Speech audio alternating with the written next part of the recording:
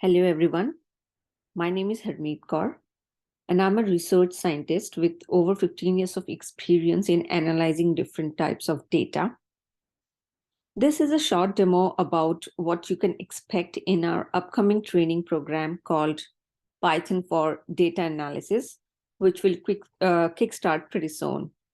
So in this demo, what I'll do is that I will be sharing with you or walking you through the process of data analysis. So given any data set, for example, how you can clean the data, scrub it, do some analytics and create visualizations and try to make sense of the data. So let's quickly jump into the demonstration part.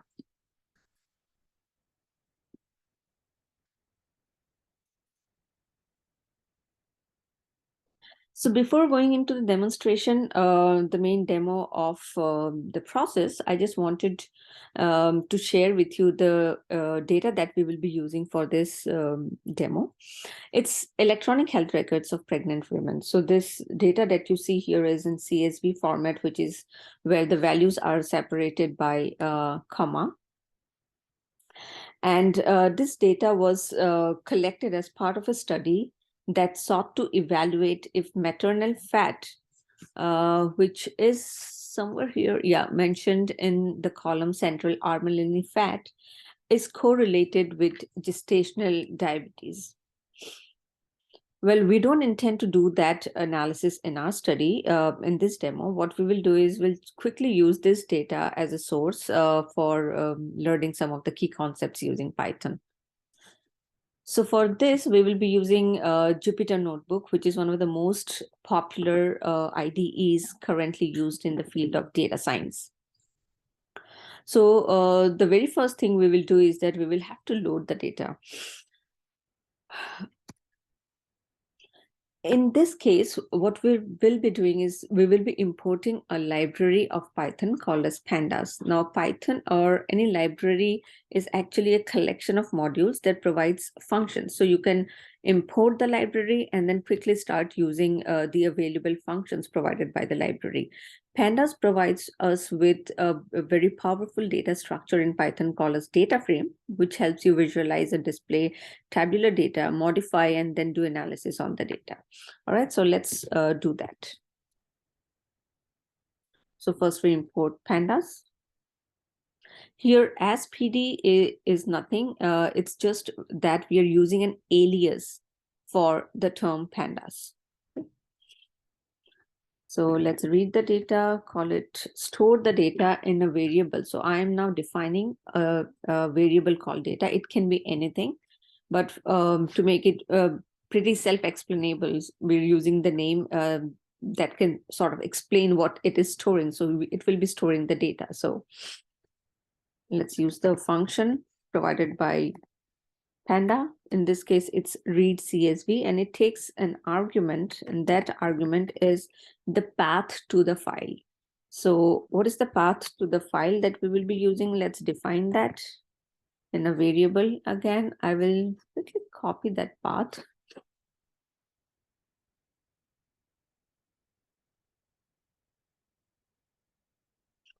So the file is saved as gdm.csv, if you see it here, and it is saved under the directory raw, which is under the directory data, which is a level up from the current working directory. Okay, so let's have a look at the data. All right, so you can see how pandas is so powerful in displaying this data, which was not very easy to look, glean through or understand when we saw it in CSV format. So this data structure or the tabular view that you have is called as data frame. Now, if you look at the bottom, you see that this table has 133 rows. So this 133 corresponds to a record from each pregnant woman. So one row is equal to one pregnant woman in this case. And there are 15 columns in this data set, okay? All righty.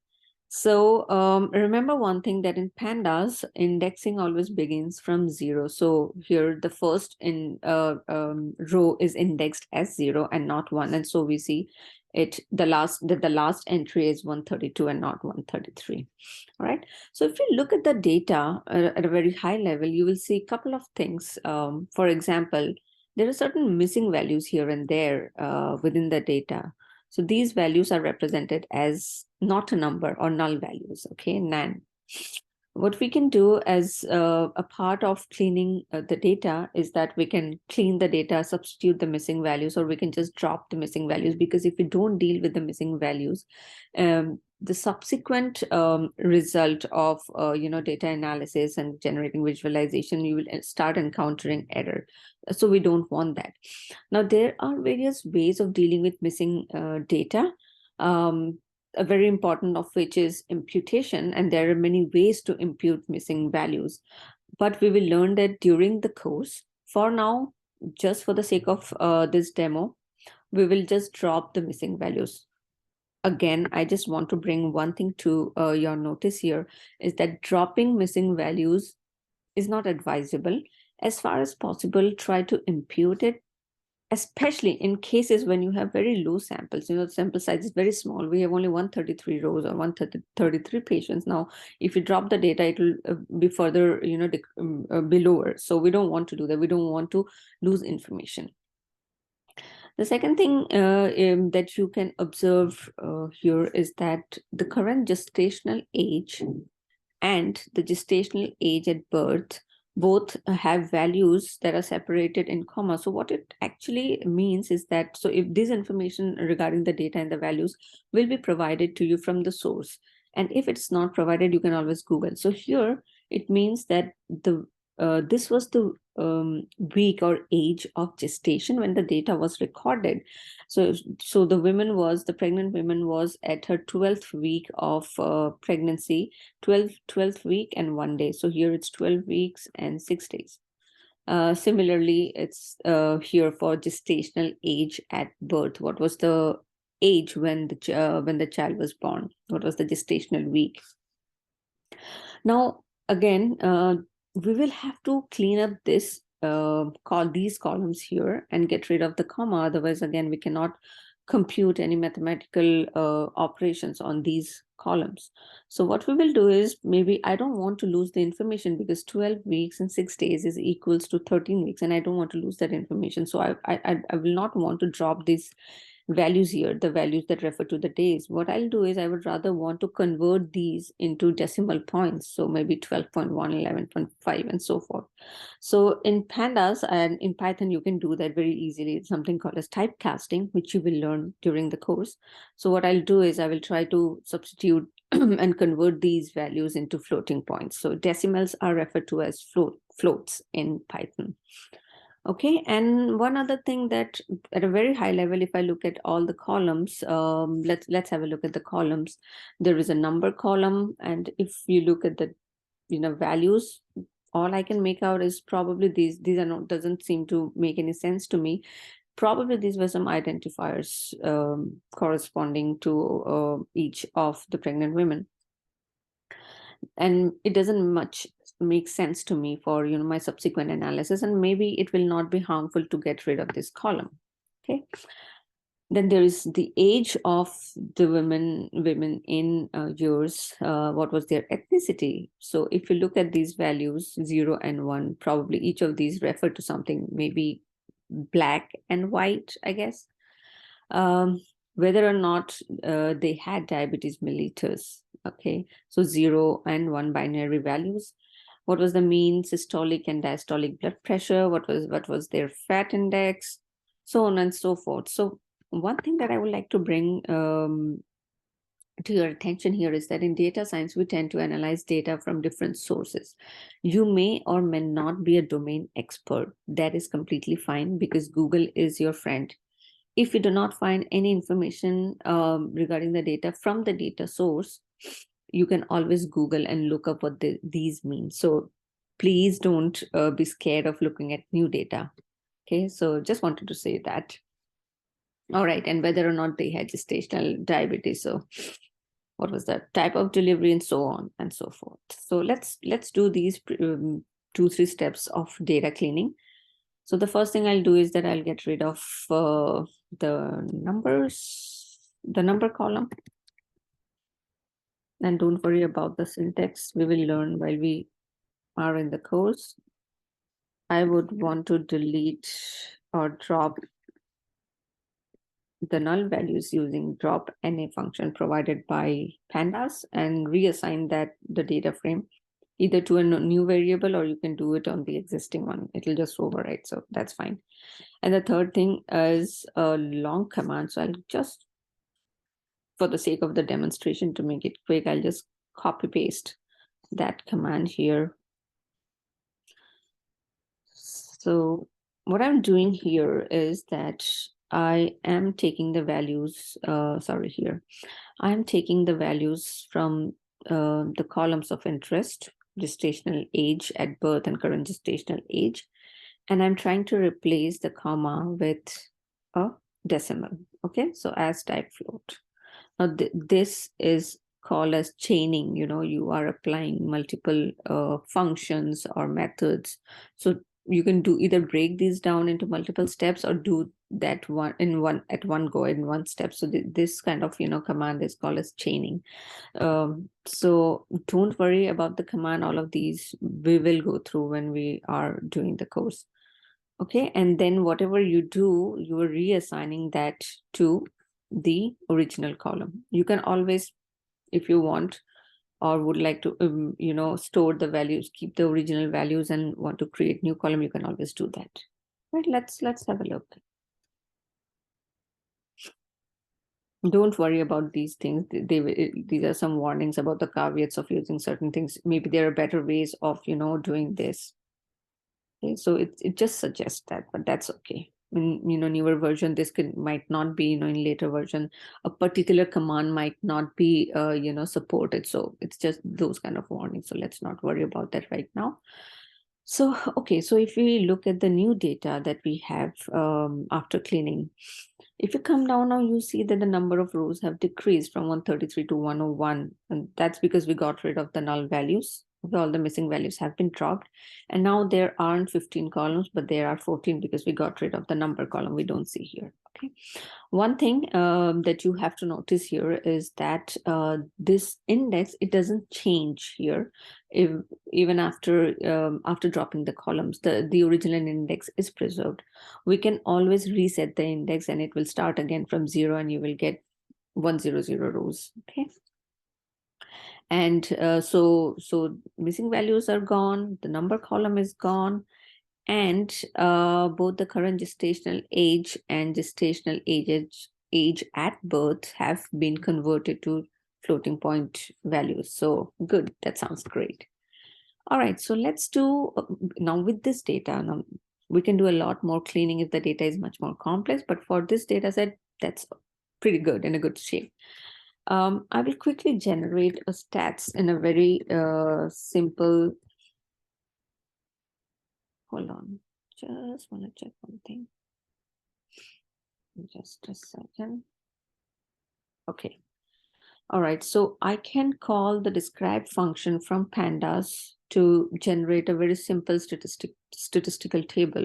Here it gives the count, the total number of count, mean, standard deviation, min, what is the minimum value, what are the 25 percentile, 50 and 75 percentile values, and a maximum value for each of the columns. Okay, so you can spend time going through this. So that's a very, simple function that one can utilize to glean through and make sense of the data. So for example, if you look at this value here, so you can say that in the data, the mean age of the pregnant women were, 26, say, for example.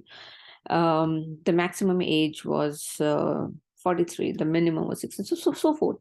So this is a very simple, and I will not go into the details. We will go through, and there are many other ways of doing statistical analysis, but this is one of the most simplest one, and I wanted to demonstrate that here, how you could very easily using a function from pandas achieve that.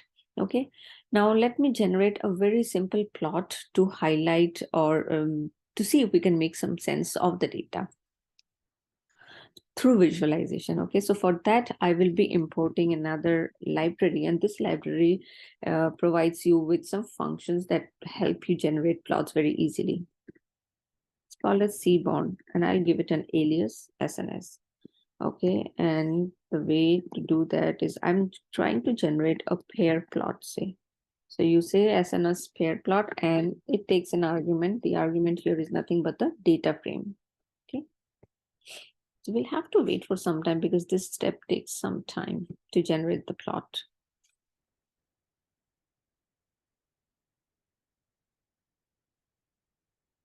As long as it is star here, it means it's running. It's currently active and this cell is running.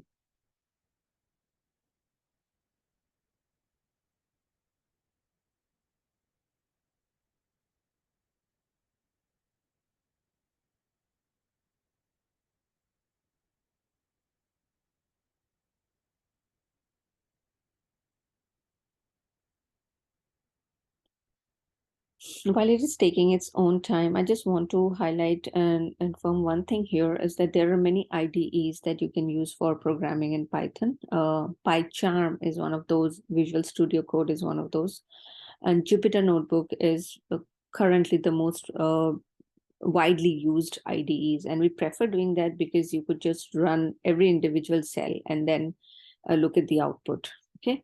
All right. So we have our pair plot ready here. What you see here are the distribution plots of each of the columns. So you can make out how many of these are numerical or continuous data, and some of these are categorical.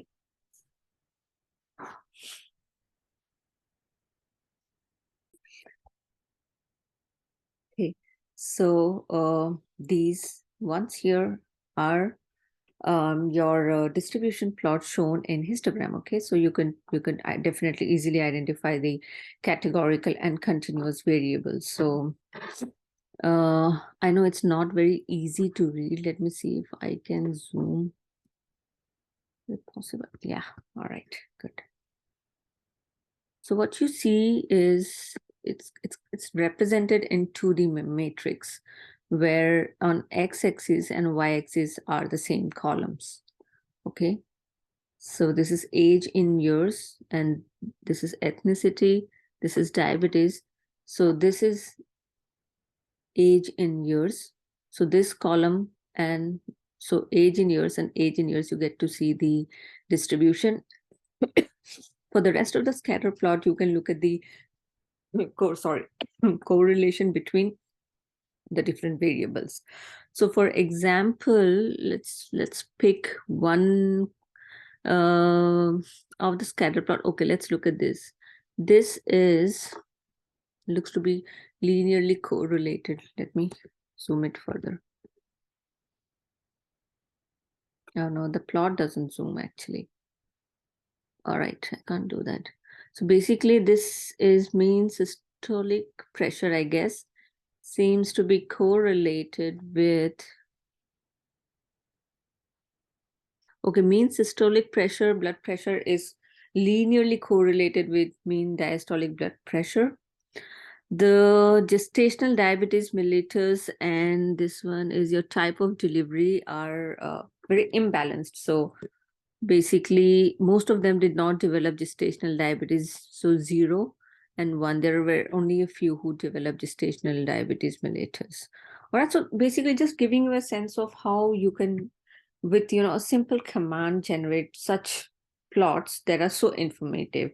And you could even correlate the observation that you have from here with the statistical table that you generated at the top. For example, I see somewhere that even the pregnancy number is highly skewed.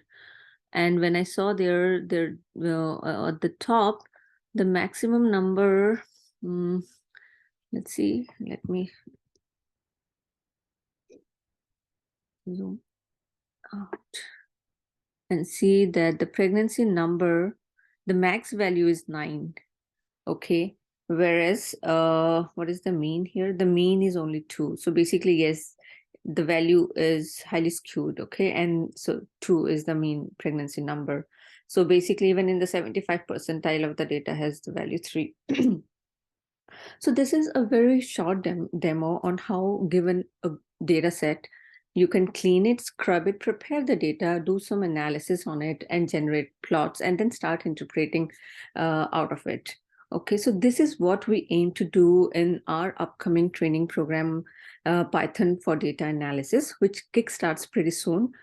And if you want to register for the course, I will share all the details of the links, and you could reach out to know more. All right, so that's it. Thank you.